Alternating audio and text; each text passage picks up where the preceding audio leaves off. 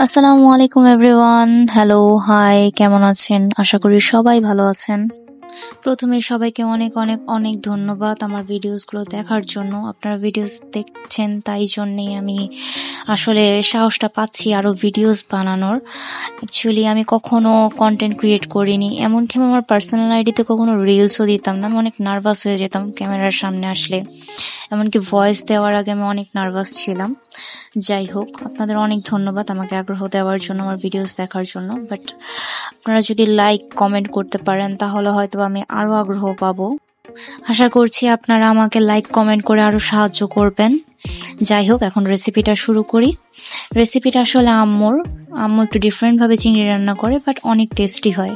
প্রথমে এই তেলের মধ্যে একটু পেঁয়াজ ভাজা ভাজা করে তাতে এই কাঁচা চিংড়িগুলো দিয়ে ভাজা ভাজা করে, তারপর আদা রসুন দেয়, দিয়ে কিছুক্ষণ 50% চিংড়িটাকে কুক করে, তারপর পানি দিয়ে তাতে মশলা দেয়, হলুদ গুঁড়া, মরিচ গুঁড়া, ধনিয়া গুঁড়া, তারপর দেয় একটুখানি ঘরে বানানো মাছের মশলা। অবশ্যই আমি ঘরে সব মশলা বানাই।